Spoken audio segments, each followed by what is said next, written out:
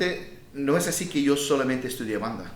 Lo que pasa es que cuando tienes cierto éxito en cuando destacas en algo, la gente necesita poder definirte y de alguna forma encasillarte.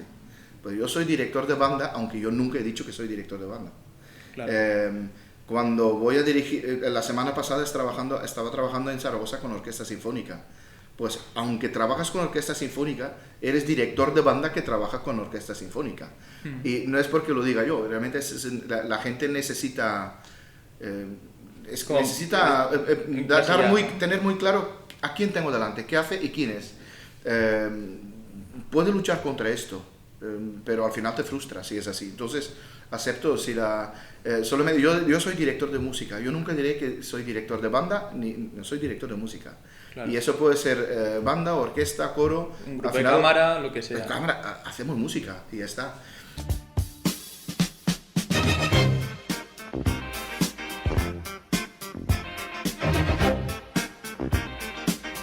Muy buenas, familia, y bienvenidos una vez más a las entrevistas de la Escuela de Músicos.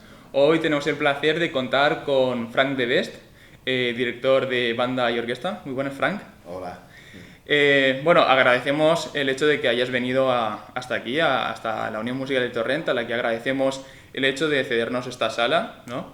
Y además es una ocasión especial, tanto para Héctor, que es con quien yo colaboro, como para mí, el hecho de contar con el director que nos ha dirigido durante unos cuantos años. Entonces, nada, agradecerte el hecho de estar con nosotros. Es un placer siempre, pues, poder hablar además con los amigos, con mucho gusto.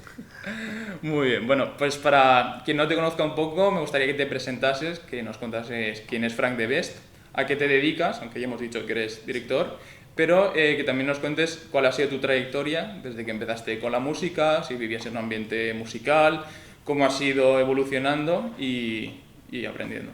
Vale, pues voy a intentar ser breve, porque el problema cuando el currículum es un poco más largo, eso pues deja muy claro que uno ya tiene más años también. Sí, sí. Yo empecé de niño en Bélgica, yo soy belga, entonces pues he crecido y he estudiado ahí toda mi juventud. Yo era saxofonista, toqué el saxo en la banda de mi pueblo. Cuando tenía 15 años tenía la oportunidad de dirigir la banda juvenil, y eso ha sido ahí en mi pueblo también, que ha sido un poco el inicio de pues algo que me llamó muchísimo después. Empecé los estudios no solamente de saxo, pero también de dirección. Y empecé primero en Bélgica, después fui a Maastricht, Holanda, Tilburg y Maastricht a estudiar las dos asignaturas, digamos, más la teoría. Y realmente, pues, ¿por qué elegí la dirección en ese momento? Porque realmente como saxofonista, al igual como otros instrumentos, pero sobre todo como saxofonista, vi la imposibilidad de poder tocar, sobre todo en una orquesta sinfónica, por ejemplo. Me gustaba mucho la música clásica, pero ves que cuando tienes 8 años y eliges un instrumento, no pensé en esto. No es que, claro, el instrumento me gusta, pero sí que veía que alguna salida profesional tocando hubiera sido muy difícil. Por eso la dirección sí que de alguna forma me ofrecía la posibilidad de hacer la música, de ejercer la música, no solamente hacer docencia, ¿no? En ese sentido. Un poco por la misma razón, después vine a España por poder trabajar en Valencia, donde hay una riqueza increíble en tema bandístico. Y pues bien, pues aquí estoy a 25 años, trabajando sobre todo con las bandas en Valencia. Ahora pues desde los últimos 10-12 años trabajo mucho en Latinoamérica, como director y como docente, creo que las dos cosas un poco por igual. Y yo creo que es más o menos, claro, después el currículum ya habla por sí solo, ¿no? Efectivamente, claro. Muy bien, bueno, como has comentado, eres belga y tal, pero llevas aquí muchos años, realmente 25 años. ¿Qué fue aquello que te movió para venir a países latinos como España, Colombia, y aprender el idioma? O sea, porque eso realmente es un cambio de moverte, desplazarte de de tu ciudad, de tu zona de confort, ¿no? A un nuevo país, aprender el idioma, cultura diferente. Sí. ¿Qué fue aquello que te movió? Pues realmente la primera experiencia en España yo no hablaba nada de español. Me acuerdo una invitación en el 94 de la banda de Bocairent, que me invitaron a venir a dirigir un concierto. Su director actual en ese momento, en aquel momento era José Rafael Pascual Vilaplana, nos unía una gran amistad.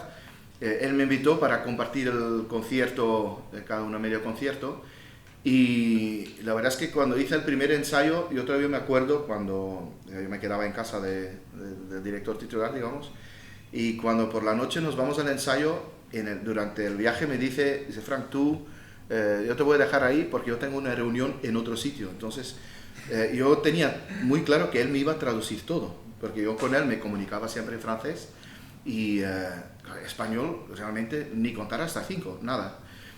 Y me acuerdo cuando me puse delante de la banda que era como un dragón de 80 cabezas que le ves delante y... Claro, era imposible comunicarse. No, al principio no, por lo menos es uno lo que piensa, ¿no? Te estás delante y dices, vale, puedo decir buenas noches, pero poco más, y tienes que empezar a ensayar. Y ha sido increíble cómo todo el grupo intentó ayudar, de encontrar una forma de comunicar. También es verdad que pues, realmente los términos musicales son universales. Entonces, al final es muy curioso porque después de una media hora por ahí, encontramos una forma de comunicar. Ellos ayudando con lo que puedan, pues yo hasta dibujando si haría falta. Y me acuerdo cuando al final del ensayo, los últimos 20 minutos, pues llegó el director y dijo, ya estoy, ya puedo ayudar. Entonces los propios músicos dijeron, no, ya no hace falta. Entonces, y creó un ambiente muy especial, con un concierto que realmente había mucha química. Y tengo que decir que este concierto ha sido no la única razón porque después he dado el paso a venir a España, pero sí que me dejó ver otra cultura quizás un poco más pasional de más lo que abierta, puede ser ¿no? Centro Europa. Sí, más abierto. Digamos que al principio cuando tienes una experiencia como esta, ves sobre todo todas las ventajas que tiene. Está claro que cada región tiene ventajas y desventajas, pero una experiencia así como director invitado realmente me marcó mucho. Y esto junto con el hecho, lo que antes ya dije, si me quedo en Bélgica, realmente ahí uno no puede vivir de la dirección, a no ser que dirige una de las 3 bandas profesionales que hay en el ejército. Tampoco hay más en todo el país. Entonces, claro, significa que vas a dar clases de instrumento. Y lo que yo quería hacer realmente, si a mí me dicen que voy a ser profesor cuando tengo 14, 15 años, seguramente hubiera elegido pues, ser profesor de historia o algo así. Y después seguir tocando mi instrumento como aficionado, a lo mejor con estudios, pero como amateur en la banda o música de cámara, en un cuarteto, lo que sea, ¿no? Lo que estaba haciendo entonces. Pero realmente, claro, si ves que muchos profesionales que solamente estaban dando clases, y hablo de mi caso, lo que yo vi de ciertos funcionarios en Bélgica, ¿vale? Cuando realmente dando clases durante tantos años y ya no tocar tú mismo tu instrumento en un entorno profesional o semiprofesional, la consecuencia es que van perdiendo el amor para ese instrumento. Yo no quería ver esto. Digo, si voy a dar clases y dentro de 10, 15 años voy a coger mi instrumento y lo tiro a la calle, y realmente tenía miedo de eso. Y creo que esos factores, juntando los dos, pues me hizo tomar la decisión de venir a España y a ver cómo porque aquí sí que había un ambiente. Claro, al final si buscas crecer dentro pues, de tu instrumento o dentro de lo que tú buscas, vas buscando oportunidades. A lo mejor las encuentras en otros países, pues tienes que tomar la decisión de, oye, aquí las posibilidades son más limitadas, pues a lo mejor en otro sitio, aparte si la cultura te agradó, fuiste bien acogido, pues entonces es normal que... También es así que yo me acuerdo cuando yo hice este concierto y después han venido algunos más antes de venir en el 96 ya venir a vivir aquí, los comentarios siempre eran, no, tienes que venir y aquí enseguida habrán bandas que quieren contratarte y tal. también es verdad que yo en Bélgica yo tenía una jornada completa en conservatorio, dirigía 2 bandas. Claro, es dejar toda una vida. Claro, era tomar un riesgo enorme, porque no he venido porque no había trabajo. Claro. Yo, claro, pues en ese momento pues nosotros hemos venido nada más casarme con Miriam, con mi mujer. Ella tenía una clínica privada de fisioterapeuta. Entonces, realmente estuvimos con todo hecho, digamos, Claro, como claro. pareja joven para... Entonces era un salto completamente en la oscuridad, ¿no? Sí. Y ha salido bien, pero realmente pues también es verdad que los primeros meses era complicado esto, porque cuando yo vine, efectivamente, pues no hablaba nada de español. Teníamos claro, después de esta primera experiencia, que el español había que Empezar a aprenderlo. aprenderlo, y yo creo que la mejor forma de aprenderlo es estar aquí. Claro, aparte te relacionas con los músicos y a la hora de dirigir, ¿no? Pues siempre estás como forzándote a aprender un poco el idioma para poder comunicarte. Sí, correcto, claro, Bueno. claro. Es que el hablar y la comunicación creo que es la mejor forma de aprenderlo. Pues así funcionó. Muy bien. Bueno, has comentado que has dirigido varias bandas, ¿no? Sí. Y aquí lo que más te llamó de Valencia es que hay un montón de bandas.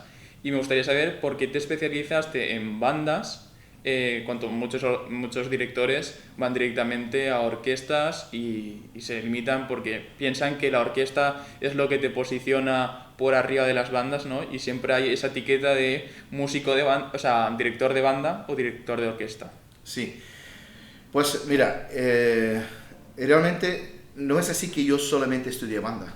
Lo que pasa es que cuando tienes cierto éxito en algún, cuando destacas en algo, la gente necesita poder definirte y de alguna forma encasillarte.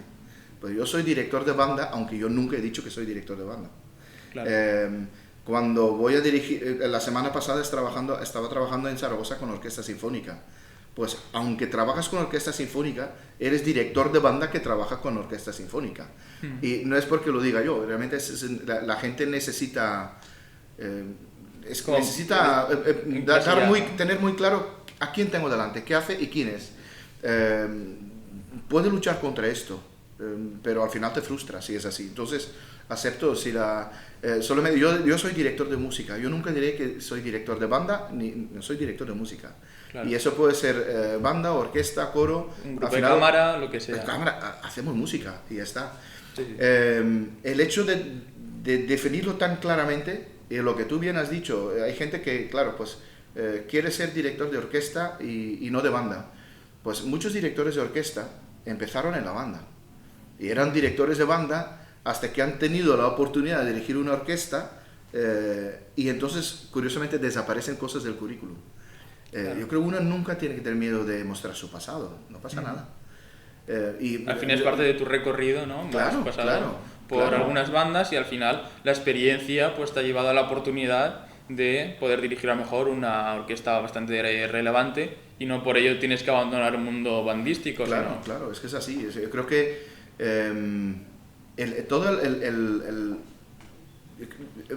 esta semana leí, ¿de quién era? Un director que estaba comparando la situación en Valencia bandística con el sistema en Venezuela.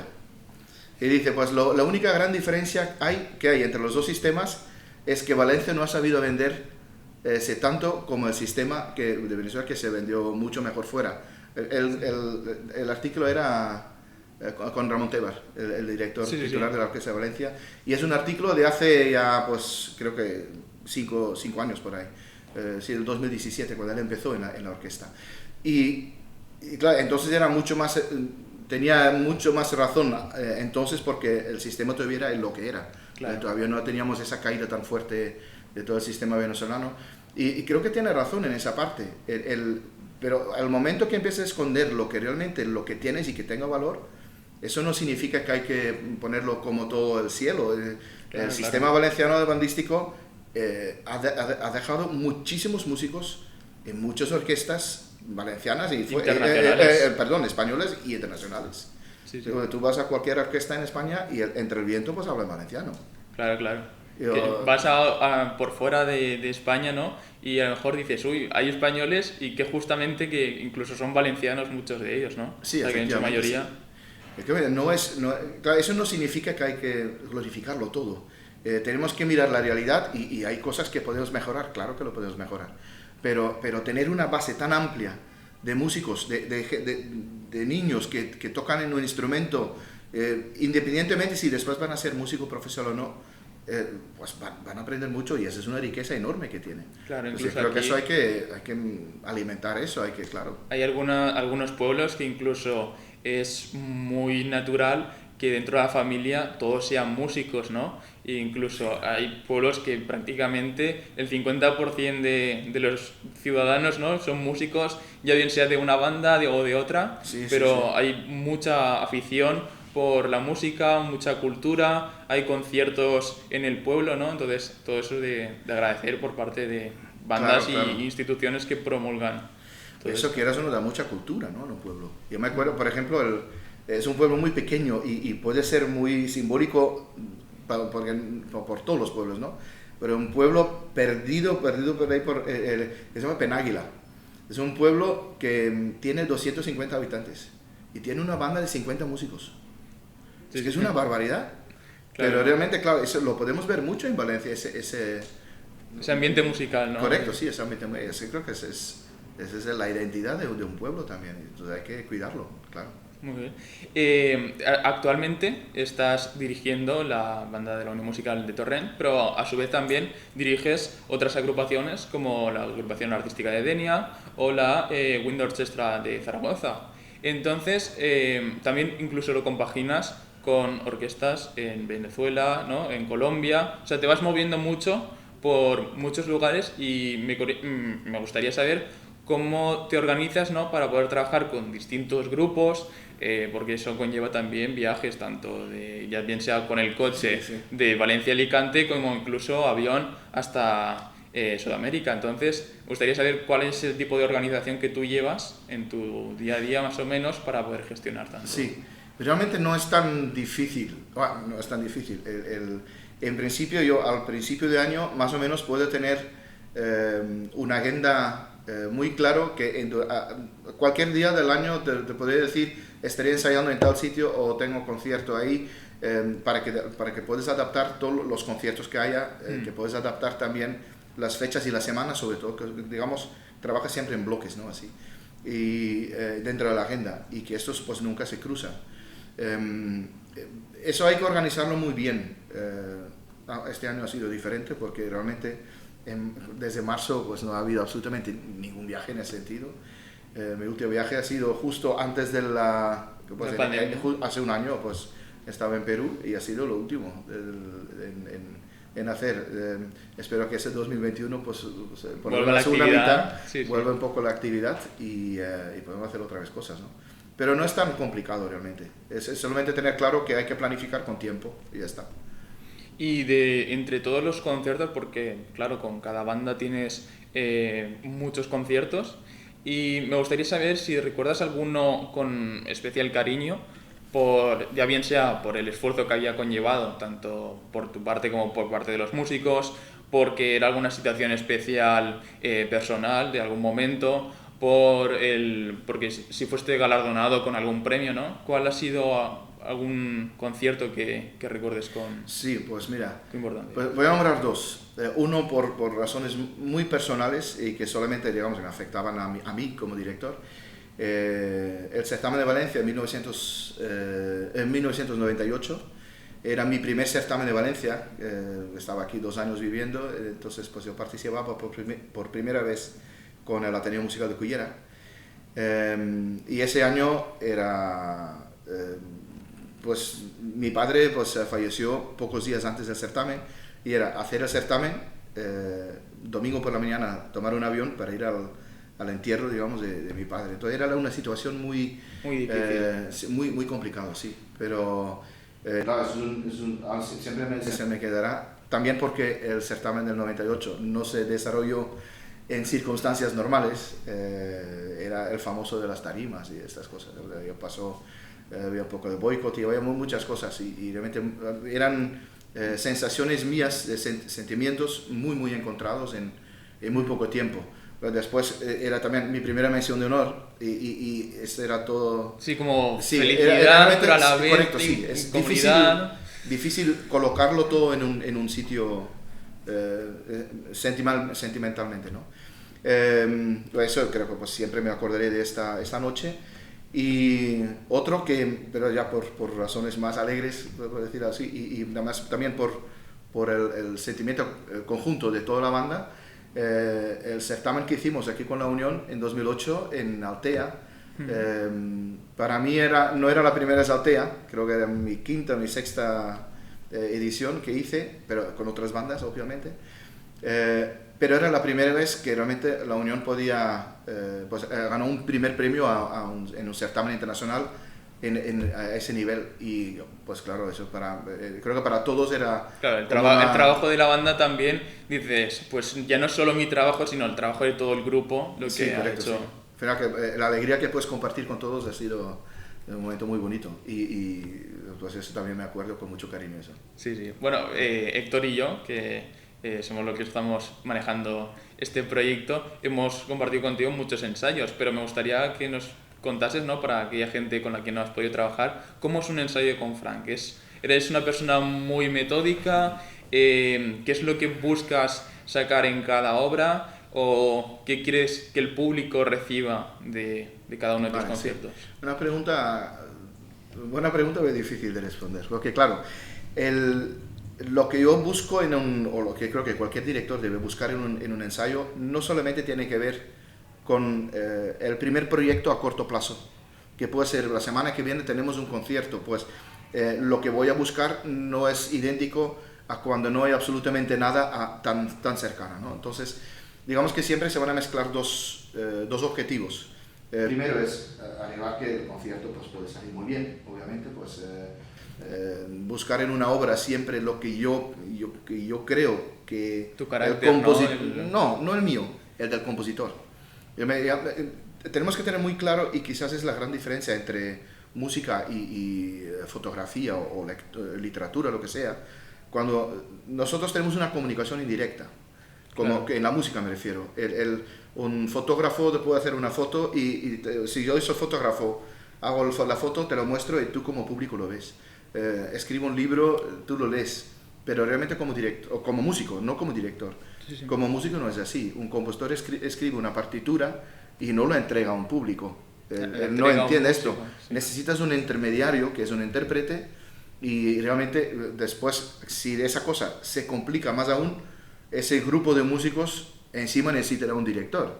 Entonces, ya son 4 partes, ¿no? Está el compositor, está el músico, el director, el público, sí, claro, claro, pero a partir de ahí también es muy fácil como director empezar a pensar, porque tú miras por donde quieras, la relación entre público y compositor pasará a través del director. Están mirando continuamente el director, aunque sea a la espalda, pero siempre el público lo ve y es muy fácil empezar a pensar que realmente dentro de todo este tinglao, pues yo soy el centro de la atención y eso no es así. Tenemos que tener muy claro como directores que realmente lo que manda es la partitura. Y lo que quiere el compositor, aunque a mí no me guste, en el momento que lo dirijo, tiene que ser lo mejor del mundo. Claro. Porque es el mensaje que que el compositor quiere pasar al público. Entonces yo no soy más que un mensajero. Yo y todos los músicos, incluso muchas veces has trabajado mano a mano con el compositor, entonces eso también sí, claro. te ayuda a ciertos matices. Pues el compositor es el que te dice, Frank, esto mejor así, a lo mejor incluso lo había compuesto de una forma, pero le gusta como ha salido en el ensayo y se va modificando. Y es más, en el tema de música para banda, tenemos la gran suerte que mucha música es mucho más recién. Ahora solamente podemos coger el teléfono y llamar al compositor si tenemos una duda. Quien toca una sinfonía de Beethoven o de Mozart, pues ya no tiene esa posibilidad. Claro. Y peor lo tienen cuando tocan música menos conocido, de épocas todavía más antiguas. Y nosotros tenemos esa ventaja, pues entonces usémoslo. Creo que también para el propio director y para los músicos siempre ayuda a aprender las cosas y enriquecer un poco la experiencia cuando tienes al compositor al lado y y puede explicar un poco de lo que realmente, por qué ha escrito lo que ha escrito en la partitura. Claro, aparte tú trabajas también junto a la editorial Piles de aquí de Valencia, entonces eso también te habrá brindado muchas oportunidades de conocer a nuevos compositores, obtener nuevas composiciones tanto a nivel nacional como internacional, de oye Frank, mira esta pieza a ver qué te parece, y luego utilizarla en las diferentes bandas, ¿no? Sí, eso para mí es una ventaja muy grande, porque realmente son dos cosas de mi trabajo que están, digamos, alejados uno del otro. Una cosa mi trabajo en la editorial es más bien, claro, es mirar partituras, ver cómo se edita, qué se edita, qué no se edita. Y claro, no tocas la música, no la interpretas, pero sí que preparas cosas para después poder interpretar. Entonces, en ese sentido, estas dos cosas, a mí, digamos, las dos partes de mi trabajo alimentan mucho siempre la otra parte, ¿no? Claro. Como músico tengo, a veces, tengo más claridad en lo que veo, y como editor también pues me ayuda mucho a conocer nuevo repertorio para lo que puede ser más interesante o no para tocar.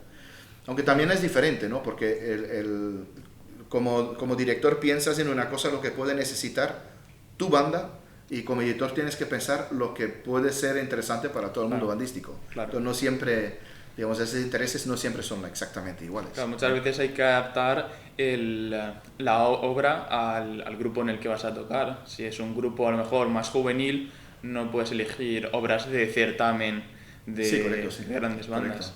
Entonces, eso es importante. Y me gustaría saber si hay alguna obra, porque por tus manos habrán pasado multitud de partituras, pero si hay alguna que te gusta mucho y la incluyes en algunos conciertos, o si eres más innovador e intentas alternar conciertos con diferentes tipos de música, con diferentes compositores. Sí. A ver, realmente como director, cuando tengo una agrupación donde soy director titular, en el caso aquí en Torrent, lo que tengo que ver, digamos, la programación de alguna forma la intentes hacer por año, ¿sí? Y dentro de este año necesitas cubrir diferentes facetas de la literatura musical. Necesito obras para solista, necesitas tocar sí o sí alguna transcripción para poder volver a compositores. Es otro lenguaje, ¿sí? Unas obras más contemporáneas. Hay un poco de todo, y después, según los conciertos que tienes, vas a ir programando un poco. Pero la razón por programar una obra no siempre puede ser, es que me gusta mucho esta obra. Claro. No solamente es del gusto personal. Es una circunstancia también. Por ejemplo, hay algunos conciertos que, por ejemplo, aquí en la Unión celebramos un concierto de películas. Obviamente, si te gusta música más contemporánea, no podemos incluir aquí algo más. No, claro, sí, hay que mirar la ocasión. Género, la ocasión. Hay que mirar la ocasión. Pero también es como dirías a un niño, ¿qué quieres comer? Y dice, no, quiero ir a McDonald's. Y si lo preguntas todos los días, pues estaría comiendo hamburguesas todos los días. Y tú como padre puedes decir, no, pero tú también tienes que comer lentejas. Sí. Entonces, aunque no te gusten las lentejas, los tienes que comer porque son buenos para ti. Y el tema de repertorio es una cosa un poco parecida. No solamente, claro, los músicos a veces tocan cosas que dicen, no sé por qué tengo que tocar esto.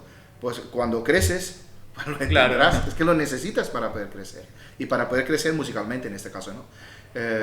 Y creo que es buscar un poco en el equilibrio entre lo que realmente pues es música que realmente necesitan poder conocer, y dentro de esa música necesaria buscar la mejor música, obviamente. Hay que evitar una obra cuando no está bien escrita, pues no es una buena obra, y incluso esa no tiene que entrar en el atril nunca, a no ser que te obligan, porque es una obra obligatoria en un certamen o lo que sea, ¿no? Sí. Pero si no, es que hay suficiente música buena para poder elegir bien. Pero no es que depende también un poco de las razones prácticas. Si hay un concierto cerca y necesitas tirar de repertorio que ya se ha tocado, pues a lo mejor toca repetir algo. Si tienes más tiempo, puedes poner algo más un poco más novedoso, difícil, ¿no? más difícil, sí, correcto, sí. También sospechar un poco el nivel a lo mejor del conjunto con lo que se adapta y el tiempo que tienes, porque Claro. obviamente si tienes un concierto una semana no te vas a poner a ver una obra de media hora y con dificultades a nivel solístico para cada, Efectivamente, para claro. instrumento. Entonces, primero habrá que ver de qué solistas puede disponer para tal concierto y a base de esto elegir un poco. Muy bien. Son muchos factores. Sí. Bueno, tú también das formaciones en cuanto a dirección. Por ejemplo, aquí en el Forum, que se celebra cada año, intentas incluso traer algún compositor o director, y me gustaría saber, para la gente que le interese aprender sobre dirección, ¿dónde te pueden encontrar? Pues ahora realmente, claro, normalmente antes de este año tan extraño, lo lógico es que, por ejemplo, yo estaba dando clases con diferentes encuentros anuales, que eran 5 o 6 encuentros anuales organizados por Reus. Entonces, pues la gente realmente, pues los que venían al encuentro, trabajamos con diferentes bandas cada encuentro, por la simple razón que así cada banda solamente prepara un repertorio y lo puede preparar mejor. Entonces pues teníamos uno en Tarragona, uno en Reus, Hospitalet, cada año podía cambiar un poquito. Obviamente está lo de Forums. Hago mucha formación en Latinoamérica, sobre todo Perú y Colombia, creo que son los dos países más importantes. En tema de formación me refiero a mi trabajo. Pero ahora, tal como está la situación, realmente la formación sigue siendo necesaria. Y sobre todo, cuando yo digo formación, yo pienso sobre todo en Latinoamérica, donde no hay absolutamente no hay nada. Claro. En tema de formación. Y lo que ahí necesitan es poder formar formadores, profesores. Entonces, para poder trabajar con ellos y para no caer completamente al vacío ahora, en este año que no hemos podido hacer nada, estoy trabajando muchas cosas completamente online. Y la forma, ¿cómo se puede hacer? Hay cosas que no se puede, obviamente. Uno no puede coger experiencia delante de una agrupación a través de una cámara, eso no es posible. Pero muchas cosas teóricas, instrumentación, análisis, muchas cosas se puede hacer perfectamente y realmente es mucho más económico porque no hay que viajar. Claro. Entonces, de alguna forma, esto también a mí personalmente me ha servido para aprender un poco a economizar los tiempos que tenemos a lo largo del año para poder trabajar, y sobre todo cuando es trabajar a distancia. Claro, en Latinoamérica lo que pasará es un poco la frase que se dice: no le des a una persona un pez, sino apréndele a pescar. Claro. No vale que vayas a dar un concierto, sino forma a personas en el ámbito de la dirección para que ellos puedan así empezar a crear un ámbito musical donde se fomente los conciertos, la música un poco clásica proveniente más de la zona de Europa. Sí, efectivamente. No se puede decir mejor, es que necesitas profesores para que ellos mismos puedan formar a sus jóvenes. Si siempre necesitan gente de fuera para poder hacerlo, no estamos haciendo bien las cosas. Hoy en día, sobre todo Colombia, que ya tiene unos 15, 20 años formando así, y hay un crecimiento realmente muy grande en tema bandístico, pero es porque realmente, claro, se está formando profesores, que ahora ya poco a poco estos empiezan a tener sus propios grupos y empiezan a tener claro y ya pueden trabajar también con alumnos y tal. Pero queda un camino muy, muy largo por hacer. Y no solamente ahí, yo creo que la formación creo que hará falta siempre. Además, nosotros también tenemos cierta ventaja que muchas veces no nos damos cuenta, pero el hecho de haber vivido en España o en Europa, tenemos mucho más acceso a músicos que han sido muy importantes dentro de la música clásica, cosa que en América pues ha llegado mucho más tarde y tienen su música tradicional, pero no tienen a lo mejor la formación o la experiencia que hemos tenido aquí en países más europeos. De hecho, es curioso porque a veces lo leímos o lo ves en la tele y tal, pero la forma como piensan ahí, como miran a Europa como el viejo continente, a mí me ha sorprendido un poco el impacto que uno puede tener porque viene del viejo continente. Entonces es como vienes con todos los libros del conocimiento y todo bajo el brazo. Y claro, no es así, uno tiene que ir buscando, pero ahora también con los medios electrónicos que tenemos, ahora pues esas puertas se han abierto también para otros continentes, entonces es mucho más fácil conseguir esos conocimientos. Y yo creo que es una buena evolución y una de las cosas positivas de esa globalización también, ¿no? Que no todo tiene que ser negativo en ese sentido. Muy bien, pues ya para acabar un poco la entrevista, nos gustaría que recomendase a la gente, pues ya bien sea una película, un libro, una obra para escuchar, algo que, como tú bien has dicho, no se trata de ir con el libro bajo el brazo, sino empezar con pequeñas cosas, ¿no?, a interesarse un poco más por ciertos aspectos, y en este caso puede ser una oportunidad para mejor a gente que está indecisa, por ejemplo, que acaba el profesional y quiere acceder al superior, si decidirse por tocar más instrumentalmente su propio instrumento o más hacia la dirección. Sí, Entonces, claro, es un campo muy amplio. Recomendar algo. Digamos, yo tengo como profesor en dirección, utilizo muy pocos libros. Primero, realmente en español hay muy poco escrito, hay que decirlo.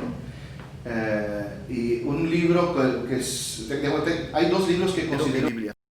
Y mis alumnos lo saben porque los nombro mucho y los utilizo mucho en clase. Uno es de Leopold Mozart, pues es un método de violín que está traducido al inglés. Yo lo tengo en inglés. No sé desconozco si existiría en español también, pero realmente esos métodos antiguos vienen de una época donde un profesor en este caso profesor de violín, no solamente tiene que explicar a su alumno cómo funciona el violín. Ahora tenemos un tipo de enseñanza donde uno tiene solfeo, tiene teoría musical y tenemos 3.000 profesores, ¿no? Pero entonces no. Todo entra por una sola persona.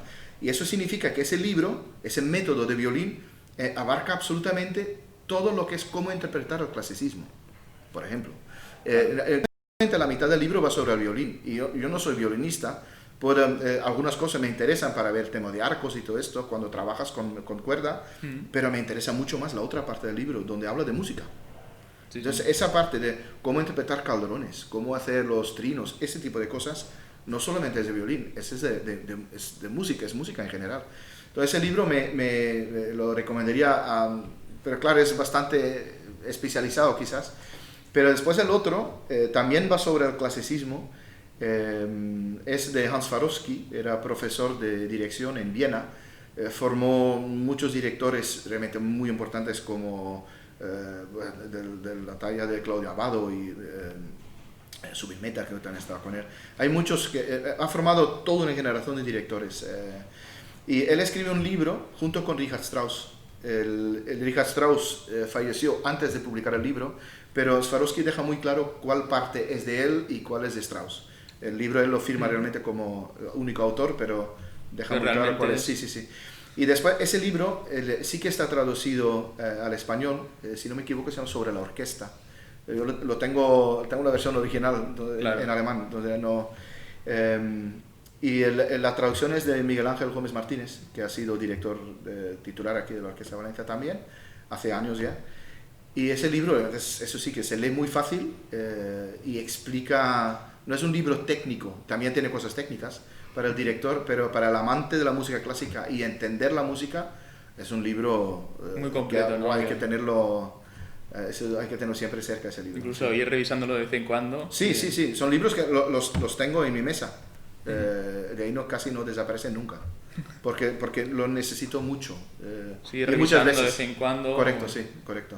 Muy bien. Pues nada, hasta aquí la entrevista de hoy. Esperemos que a la gente le guste mucho y si es así, pues que la apoyen a través de un like o que se suscriban al canal porque se vienen nuevas entrevistas que esperamos que os guste mucho y que dejen en los comentarios quién quieren que sea el próximo invitado. Así que nada, muchas gracias Frank por estar aquí con nosotros. Gracias a vosotros. Y nada, nos vemos en la próxima entrevista. Hasta luego. Chao.